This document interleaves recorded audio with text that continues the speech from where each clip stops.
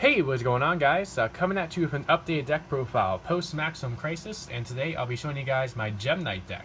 Now, Gem Knights did get some indirect support with Maximum Crisis with the Predaplant engine. It's really cool how the Predaplants can search out not only Brilliant Fusion, but also Gem Knight Fusion for the deck, because one of this deck's biggest problems was not seeing Gem Knight Fusion. Basically, if you don't see Gem Knight Fusion, even if you see Brilliant Fusion, you just can't really do much that turn. And with the Predaplant engine, it's a lot more consistent that you see both Gem Knight Fusion and Brilliant Fusion. And when Gem Knights see both of those cards in the same opening hand, things can get pretty nutty, even in this really broken meta filled with Zoo. And I will say that it was really hard coming to a final build for this deck to show you guys. There's a lot of tweaking I did with the build, kind of thinking about the results of ICS Pittsburgh and what the meta will be like going forward until either Nationals or we get some kind of emergency ban list. So this is a prototype build that I put together after a lot of tweaking. Feel free to leave suggestions in the comment section below of what you might change to make this deck a bit better. And do keep in mind that this deck's lifespan is pretty short-lived, unfortunately. With links coming out in a couple months, I'm not sure what this deck can really do to survive post-link format. But even still, Gem Knight's a really fun deck. Obviously, they have a lot of connections to Steven Universe, which my girlfriend and I both love. So as long as I can keep playing them for fun, I'll keep playing them for fun. So without rambling anymore, let's go ahead and get started with the deck profile. So starting off, the Gem Knight lineup is pretty much the same here. We have the 2 Garnet, 2 Lapis, and then the 2 Amber for the normal monsters. Obviously, Amber is really good when you're able to recycle your banished Gem Knight monsters. Lapis is good for making lead Lapis Lazuli, and then Garnet is just the biggest vanilla beat stick of the Gem Knights and can help you make Ruby if you need a big beater. Then, of course, to recycle back our normal monsters, we have the 3 Lazuli and the 3 Obsidian. Pretty standard. Still playing the 2 Gem Armadillo, because sometimes if you don't open the Predaplants or you are able to make a Seraph Knight, you do have that normal summon available for Armadillo, just to get another monster you need for your fusion plays. And, of course, it is a rock for Zirconia. Still rocking the 1 Crystal Rose Quartz. Still really good in some of the combos to be able to bring itself back. Copy a Gem Knight name. Of course, it is a light as well for Seraph Knight and a rock for Zirconia. Then for the Predaplant engine, we have the 3 Ore for Scorpio. Of course, if this is normal or special summon, you special summon a Predaplant monster from the deck, which of course will be the Darlington Cobra. And then with Cobra, when it's special summoned from the deck by the effect of a Predaplant monster, you get to search either a Polymerization or any spell card with the word Fusion in it from your deck to your hand, and you can only activate that effect once per duel. So as I said, this effect searches out either your Gem Knight Fusion or your Brilliant Fusion, and then they both are level 3, so you then can go into a rank 3 play like Dante to mill cards, or Levier to bring back one of your banished Gem Knights. So overall, the Predaplant engine really helps support the deck out a lot. If you want to make room for it, you definitely could play Lone Fire Blossom with this, and maybe like cut Scorpio down to 2 or Cobra down to 1. But I just really couldn't find the room for him. I still want to keep it down to a 40-card deck and keep it as consistent as possible. So that's why I decided to do this engine. And I am playing the second Cobra, so that if I dead draw 1, I'm not completely locked out of the whole Predaplant combo. So that's it for monsters. For spells, you of course are still rocking the free Gem Knight Fusion. You need to see it in your opening hand. You need to get to it as quickly as possible, so you of course have to play 3. Same with the free Brilliant Fusion, just absolutely broken in Gem Knights.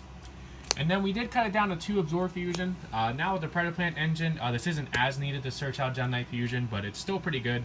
Of course, if you have this plus the Predaplant combo, you can just use this to search out any Gem Knight monster you need.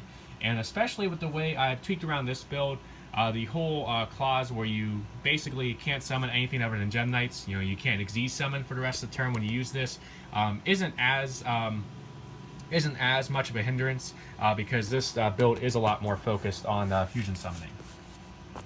So that's it for the fusion cards. Still rocking the 2 Unexpected Die. Really good if you open it. Just gets you out a free monster on board. But of course it can be a dead draw, so that's why I feel like 2 is the right number. Still rocking the double Paw of Desires just for added consistency. You do run the chance of banishing both Cobra, but one of the biggest reasons I bumped Cobra up from 1 to 2 was to be able to play Pod Desires. The unfortunate thing for a deck like this is it is pretty limited in the kind of draw engines or draw cards it can play. And I feel like Desires and then finally the 1 Upstart Goblin are the best to play. I was previously playing the Free Into the Void, but to make room for the Predaplant engine, I did have to cut that. Plus, this deck now actually has the ability to FTK the opponent going first. Basically, if you can work the way around to where you have the Predaplant combo and you get to both Brilliant Fusion and Gem Knight Fusion, you do have the ability to burn your opponent for game with 4, count them 4, Gem Knightly Lapis Lazuli effects, which is insane. So the Into the Voids, obviously going first isn't too great, because if you don't draw into what you need, then you just lose your whole hand and your whole advantage. So yeah, just the 2 Desires and 1 Upstart for the draw cards. Next, we are playing the Triple Twin Twisters. As you may have seen with the monsters, I did cut the Denko Sekas from the main. Not as much back row running around, plus I don't have as much free space with my normal summon to work with for Denko. But I still feel like 3 Twin Twisters is the right number, because with all the zoo builds running around that'll probably be popular going into Nat season, there's still going to be a lot of strikes and warnings and probably D-barriers as well that you have to deal with. Maybe even some main deck Imperial Orders. So I do want to see this as often as possible to be able to combat that annoying back row. Then for board wipes, we have the 2 Dark Hole and 1 Regeki. Something I was highly considering was a Kaiju engine in the main, but the reason I decided against it was because it took up too much room in the main deck. In the Dark Hole and Regeki, while it isn't too good against Masterpiece, I don't think there's really going to be as many Masterpiece Turbo builds. There's going to be some True Draco, or what's it called, Masterpiece Zodiacs, like True Draco Zodiacs. But Dark Hole and Regeki against most matchups, you just get more advantage out of them. They're less bricky than, say, the Kaijus. So that is why I decided to go with them in the main. And I do side the Kaiju engine, as you'll see here in a bit. Then for the final main deck card, we have the 1 Foolish Burial. Still really good for sending what you need to the graveyard, like Crystal Rose, Gem Knight Lazuli, or a normal monster to recycle back. So Foolish Burial is still pretty good. So that's it for the main deck. Total of 40 cards. It's actually an even number of 20 monsters and 20 spells, oddly enough. So now going on to the extra deck. This is probably one of the aspects that's actually gone through the most changes. So starting off, we still have the 2 Lady Brilliant Diamond. I think I had 2 in the last build. I was messing around with 1 before, but basically the second one's just here in case they do something to the first one and you're still in the game the next turn, because it's just such a good card to where I think 2 is the right number, even though you can only make 1 per turn. Now the biggest change to the extra deck is we bumped up Lady Lapis Lazuli and Gem Knight Master Diamond to 3. So as I mentioned earlier, with the Predaplant engine now, we do have the ability, if we are able to pull off the Predaplant combo and have both Brilliant Fusion and Gem Knight Fusion in hand, we have the ability to FTK our opponent. So without going too in detail about how the combo would work, because it can work in some different ways depending on what the rest of your hand is, basically what you would end up doing is you'd probably summon Lady Brilliant Diamond with the Brilliant Fusion, and you would bring out with Brilliant Diamond's effect the first Lady Lapis Lazuli, then use its effect to burn for like 25. And then of course you use that and 2 other Gem Knights, which you probably recycled off your like Lazulis and Obsidians, to make your first Master Diamond. And then with Master Diamond, you of course banish the Lady Lapis Lazuli to copy the Lazuli effect. And then with Master Diamond's effect, you do the Lady Lapis Lazuli copied effect. And instead of sending a Gem Knight from main deck, you send 1 from extra deck, because you do have the option to do either or. And you would send the second Lady Lapis Lazuli. And basically this would continue until you burn through all 3 of your Lady Lapis Lazulis, and then all 3 of your Master Diamonds, to where basically you end up pulling off 4 Lady Lapis Lazuli effects in 1 turn. And even with the Upstart Goblin giving your opponent 1,000 life points, you're able to pull off at least 9,000 damage off of it, because you have at least 2,500 off of the first 3 Master Diamonds, and then usually about 1,500 with the 4th one to burn them for a game. So that's why we're playing the full engine there of the Master Diamonds and Lady Lapis Lazuli. just in the event that play does come up, and it actually comes up more than you think going first. So it's good to have if you're able to pull off that FTK. Next, we're still playing the 2 Zirconia. Still the easiest Gem Knight to make in a pinch. Still a big beater at 2,900. Then for other Gem Knights, we do have the 1 Prismara for getting rid of annoying face-up cards, the 1 Ruby for being over big monsters, and then of course the 1 Seraph Knight if we need an extra normal summon. Then for the only non-Gem Knights, the non-fusion monsters, we have the 1 Dante.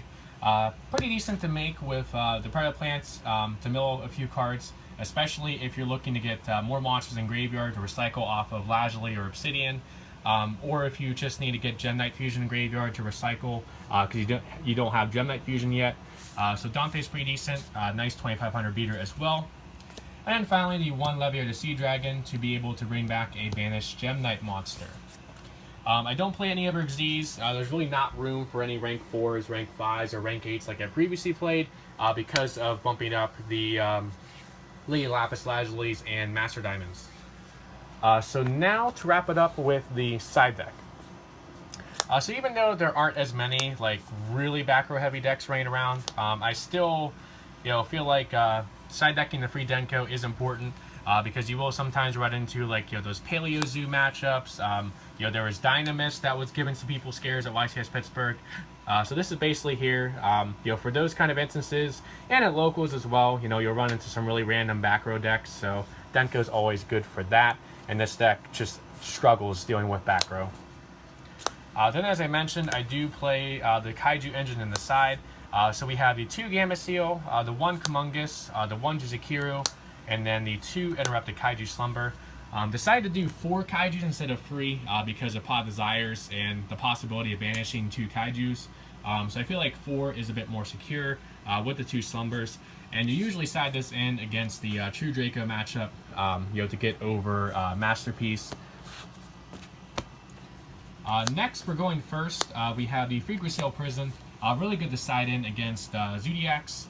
It's basically a 2-turn dimensional barrier for a fusion deck like this. Because going first, you'll always have the ability to put a fusion monster on board. And then you flip this, and they can't Xyz or Synchro for 2 turns. Which really locks them out of the game, and usually by that point, by the time it gets to the 2nd turn, you probably would have won by that point. Then for the final side deck card, for the True Draco Turbo build, or for just True Draco Zoo in general, we have the Free Master Restrict to stop them from summoning Masterpiece if they force us to go first. So that is it for this updated version of my Gem Knights post-Maximum Crisis. I do hope you guys enjoyed it. As I said, feel free to let me know in the comment section below what you think of the build, what kind of changes you'd make. I kind of talked about some of the struggles I had putting this deck together and some of the things I had considered. But feel free to let me know all that in the comment section below. Remember to like, comment, subscribe, and I'll catch you guys next time. And boy, that Steven bomb that's going to be coming up, where he's going to be finally going to Homeworld. Oh boy, is that exciting. So yeah, catch you guys next time.